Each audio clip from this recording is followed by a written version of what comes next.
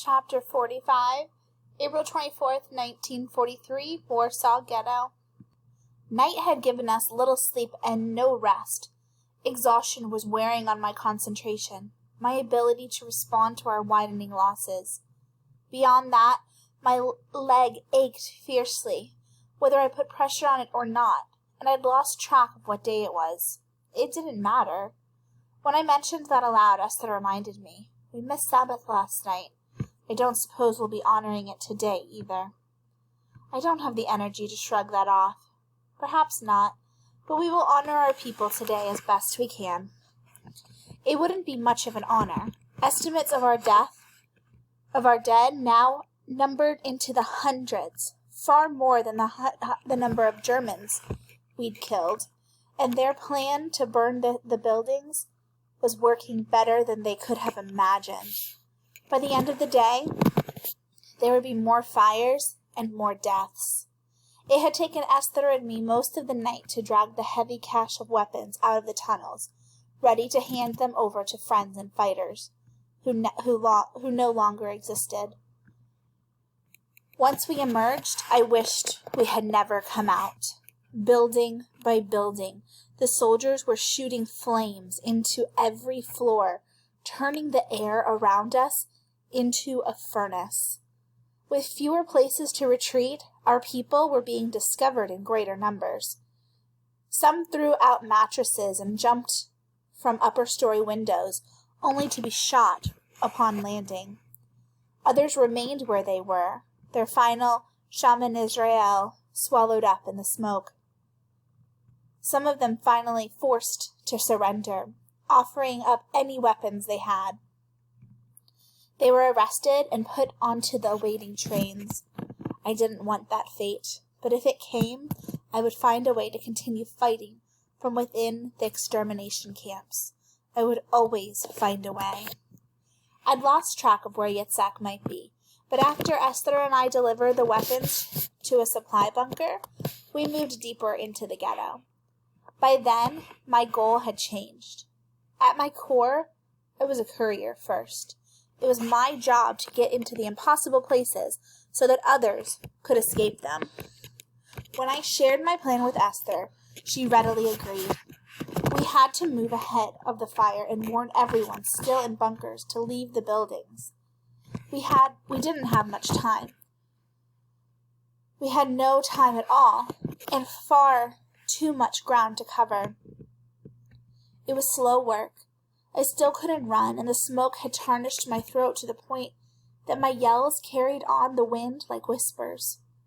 I banged my gun on anything metal, hoping that at least it would be heard by those in hiding. I dragged myself up each flight of stairs, yelling, "Get out! Get out!" and did the same on my way down.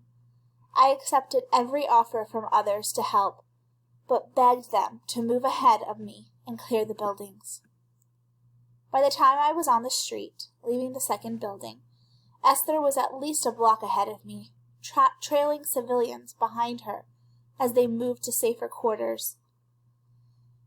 I was angry with myself for having been shot, for having been slowed down by one careless moment. I had to go faster. But as I headed toward the third building, I heard the buzz of another airplane overhead. My knotted stomach twisted tighter. Another bomber had come. It turned at the last moment and dropped its load several blocks ahead of us, leveling a building we had yet to enter. Explosions rattled the ground beneath me, and a massive cloud of dust and debris rose into the air, enough to flatten that quadrant of the ghetto. Most of those who had emptied out of the bunker ran down side streets, hoping to find new bunkers that might escape the soldiers' attention.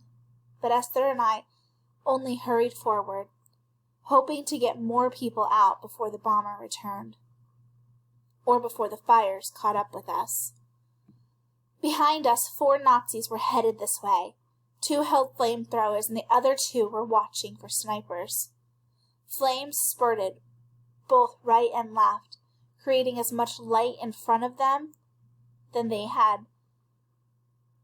creating so much light in front of them that they hadn't seen me yet. I turned and ran, hoping to get into hiding before they noticed me. My legs screamed with pain, as if the fire from those Nazis was already inside my flesh. Somewhere back here was a bunker, partially hidden between these buildings. But when I found it, the door was open and the space had been abandoned. Smoke poured from vents that were supposed to have supplied fresh air to the bunkers, not choked them out. This would be the fate. This would be the fate of every other bunker eventually. I couldn't see Esther anymore, but still I ran, heat licking at my back and spurring me on even faster. The flamethrowers swept in fiery lines across the buildings that I'd just been in. "A Jew girl," one of the Nazis called. They'd seen me. Shots were fired, but I'd already fallen flat on the ground, the bunker door almost within my reach. If they saw me fall, I hoped they'd think I was hit. Or better yet, I hoped that through the thick smoke, they could no longer see me at all. They moved on to the next building without checking for me, which wasn't a surprise. They understood as well as I did that I was trapped. The tall ghetto wall was behind the bunker, but I could never scale it with my injured leg. From here, I couldn't see any gaps beneath the walls, nor could I dig one out with my bare hands. Not in time. The only way out of the fire was through the fire. I drew in a deep breath of thick air and darted into the bunker. If I was correct, a tunnel passed beneath this one, extending back towards Mila Street. I desperately hoped I was correct. Smoke had completely filled the upper half of the bunker, but I bent over and began feeling my way around. I didn't know the layout of this room, and even if I did, items from the people who had been staying here were scattered randomly about, as if they'd left in a hurry. I tripped over a small lady's bag and fell face first onto the dirt ground, scraping my hands in the fall. My leg lit with pain, but at least the smoke was thinner. I dug into the bag and found a headscarf, which I wrapped around my nose and mouth. Then I crawled, dragging my injured leg behind me, until I found the tunnel entrance at the back of the bunker. I rolled into it, and below ground took my first breath of clean air, or slightly cleaner air. There was still smoke down here. From there, I limped away from the soldiers with the flamethrowers, but I didn't get far before panic rose in me again. Footsteps were coming my way, and I'd already caught a glimpse of the person farthest ahead. German uniforms. The Germans were in the tunnels. Now I really was trapped. I backed against the wall and pulled out my gun. I'd lost track of how many bullets remained, but I'd emptied what I could on the squadron ahead. "Don't shoot! Don't shoot!" The words were spoken in Yiddish, and the accent matched. I didn't fire, but I didn't remove my finger from the trigger either. Not yet. "You're Chaya Lindner," one man said. I only knew his last name, Pilsner, or something like that. I lowered my gun. "What are you all doing?" Mr. Pilsner gestured to his group. "We're going back up to the streets to try to stop the flamethrowers. If we're spotted, hopefully the uniforms will fool the Germans, or confuse them long enough to let us get close. Are you all right?" I'm fine." It was such a relief to be surrounded by friendly faces, regardless of how they were dressed, that I forgot the pain in my leg. "I thought you might be OD or Judenrat," I said. "They're helping the Nazis now." He frowned. The Nazis must have decided they no longer need them. All of the remaining Judenrat and OD were shot earlier today outside Gestapo headquarters. Oh. That was all I could spare for them. I knew I should feel something more for those men, but I didn't. They had bargained with a wolf, thinking that could save them. But in the end, the wolf always bites. You need to get out of this tunnel, Pilsner continued. The Germans know about it. That's how we got these uniforms, but more will come through there. Where can I go? I asked. Where is the fighting?